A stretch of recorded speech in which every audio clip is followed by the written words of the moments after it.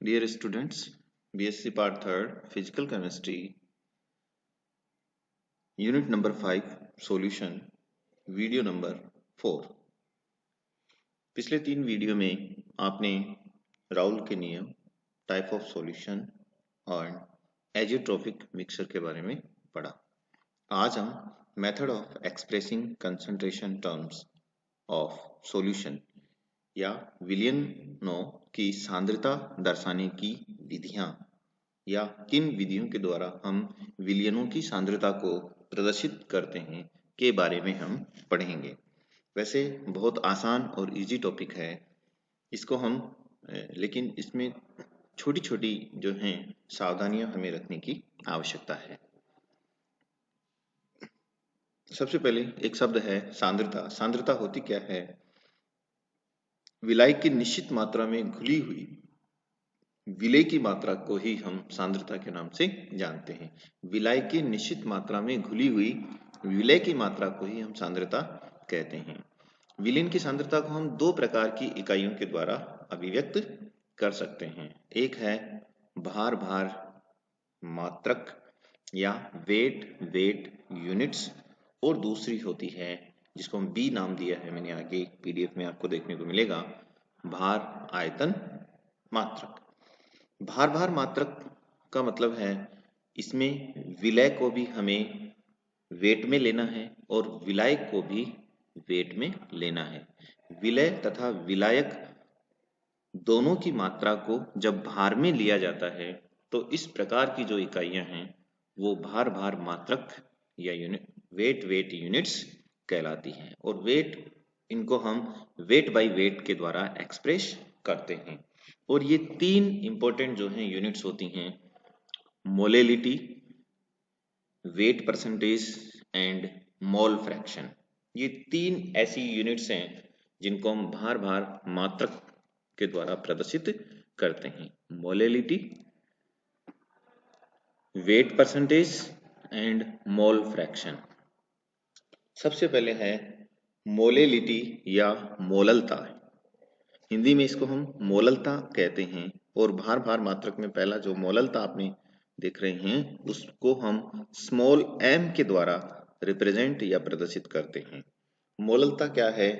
विलय पदार्थ के मोलों की संख्या, विलय पदार्थ के मोलों की संख्या जो विलायक के 1000 ग्राम में विद्यमान हो, यानी विलय पदार्थ के मोलों की संख्या जो विलायक के 1000 ग्राम में विद्यमान हो।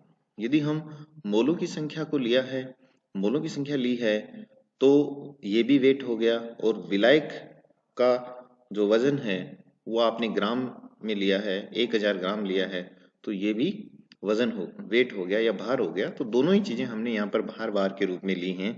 तो इस प्रकार विलय पदार्थ के मोलों की संख्या जो विलायक के 1000 ग्राम विलयन में उपस्थित हो या विद्यमान हो, मोललता कहलाती है। यदि हम इसको अंग्रेजी में सिंप्लीफाई करें, number of moles of solute dissolve in 1 kilogram solvent.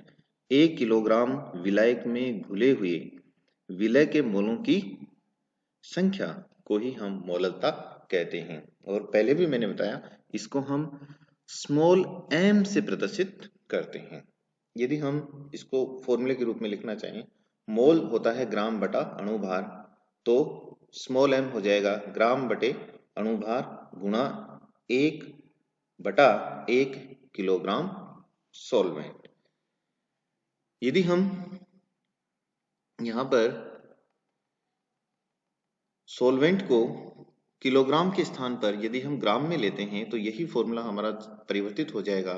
Small m अपनी जगह रहेगा, ग्राम बटे अणुभार अपनी जगह रहेगा, गुणा 1000 बटा 1 ग्राम सॉल्वेंट। अब दूसरी हमारी युक्ति जो भार भार मात्रक में हम काम में लेते हैं यूनिट, वो है वेट परसेंट या भार प्रतिशत। भार प्रतिशत की परिभाषा है पदार्थ के 100 ग्राम विलयन में उस पदार्थ की ग्रामों में या विलय पदार्थ की ग्रामों में घुली हुई मात्रा वेट परसेंट कहलाती है। एग्जाम्पल्स के द्वारा हम इसको बहुत अच्छे से समझ सकते हैं। जैसे मान लीजिए 10% ग्लूकोज सॉल्यूशन है, इसका मतलब हुआ ग्लूकोज 10 ग्राम है और 90 ग्राम इसमें जो है पानी है, और टोटल वजन हो गया 100 ग्राम। तो सॉल्यूशन का वजन तो हो गया 100 ग्राम, विलायक हमारा हो गया 90 ग्राम और विलय हो गया हमारा 10 ग्राम। तो पदार्थ के टोटल विलयन कितना हो गया? 100 ग्राम हो गया। तो पदार्थ के 100 ग्राम विलयन में विलय पदार्थ की घुली हुई मात्रा ही भार प्रतिशत या वेट परसेंटेज कहलाती है। तीसरा इसका भाग है वो है मोल फ्रैक्शन या मोल भिन्न। मोल भिन्न पिछले वीडियोस में भी मैंने आपको इसके बारे में बताया है, फिर भी पढ़ाया है, फिर भी मोल भिन्न जो है हम इसको एक बार फिर से देखते हैं। पदार्थ के मोलों की संख्या व विलयन के कुल मोलों की संख्या के मध्य अनुपात, पदार्थ के मोलों की संख्या व विलयन के कुल मोलों की संख्या के मध्य अनुपात को ही हम मोल फ्रैक्शन या मोल भिन्न के नाम से जानते हैं। यहाँ n स्मॉल n जो है विलय के मोल हैं, जबकि कैपिटल N विलायक के मोल हैं। तो दोनों को यदि हम मिला देते हैं, जोड़ देते हैं, ऐड कर देते हैं, तो कुल मोल हो जाएंगे small n plus capital N। यदि विलय के हम मोल भिन्न देखते हैं तो वो होगा XA, तो ये विलय के मोल भिन्न आ जाएंगे small n upon small n plus capital N, और विलायक के मोल भिन्न हो जाएंगे XB equals to capital N upon small n plus capital N।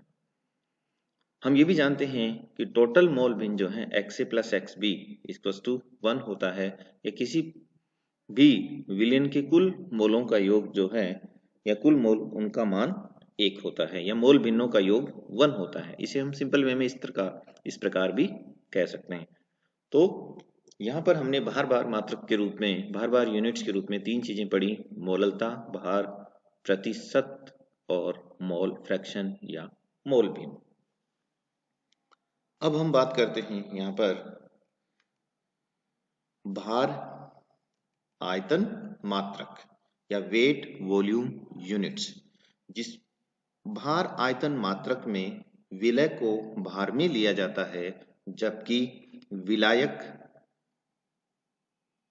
और विलयन आयतन में मापा जाता है।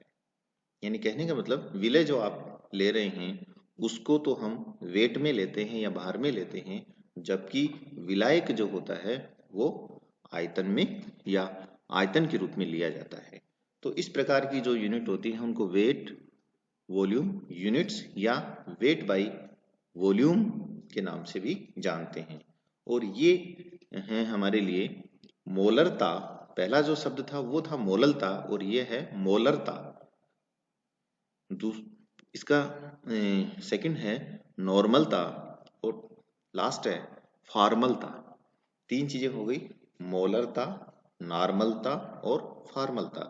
यदि हम बात मोलरता की करते हैं, जिसको हम मोलरिटी के नाम से जानते हैं, पहले जो आपने पढ़ा भार मात्रक में वो था मोललता और ये है मोलरता या मोलरिटी। यहाँ पर मोलरता को हम कैपिटल M से प्रदर्शित करते हैं, जबकि हमने मोललता को स्मॉल m से प्रदर्शित किया था। मोलरता की परिभाषा है number of moles of solute dissolve in 1 litre solution. In 1 litre solution, number of moles of solute dissolve in 1 litre solution, या 1 लीटर विलयन में घुली हुई विलय के मोलों की संख्या, या 1 लीटर विलयन में घुली हुई विलय के मोलों की संख्या। यदि हम m बराबर कैपिटल M बराबर इसका सूत्र लिखना चाहें तो ग्राम बटे अणुभार, जिसको हम विलय का भार, ग्राम जो है विलय का भार है, गुणा 1/V लीटर में विलयन का आयतन। इसी को हम दूसरे शब्दों में कहें m बराबर विलय का भार ग्राम में बटा विलय का अणुभार गुणा 1000/V ml में विलयन का आयतन, या कैपिटल M बराबर x upon capital M into 1/V litre में। अब यहाँ मोलर विलयन की जब बात करते हैं तो उसकी सिंपल परिभाषा है विलय के 1 मोल को लेकर 1 लीटर विलयन बना दिया जाए तो ऐसे विलयन को मोलर विलयन कहते हैं। फिर से परिभाषा देखिए मोलर विलयन की, विलय के 1 मोल को लेकर 1 लीटर विलयन बनाया जाता है तो ऐसे विलयन को मोलर विलयन कहते हैं। अगली हमारी वेट बाय वॉल्यूम यूनिट है नॉर्मलता या नॉर्मेलिटी।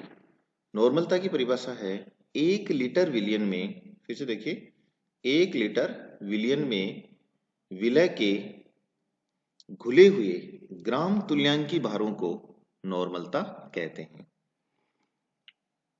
नॉर्मलता परिभाषा है 1 लीटर विलयन में विलय के घुले हुए ग्राम तुल्यांकी भारों को नॉर्मलता कहते हैं।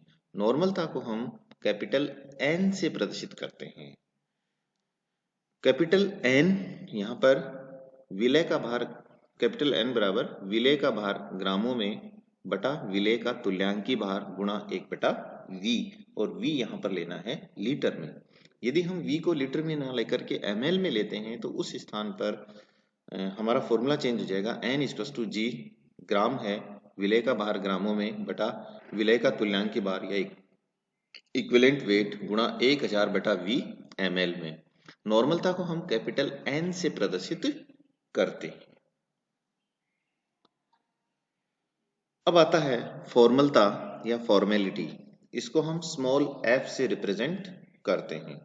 फॉर्मलता की परिभाषा है पदार्थ के 1 लीटर विलयन में विलय के घुले हुए ग्राम सूत्र भारों को फॉर्मलता कहते हैं। फिर से देखिए परिभाषा, पदार्थ के 1 लीटर विलयन में विलय के घुले हुए ग्राम सूत्र भारों को फॉर्मलता कहते हैं।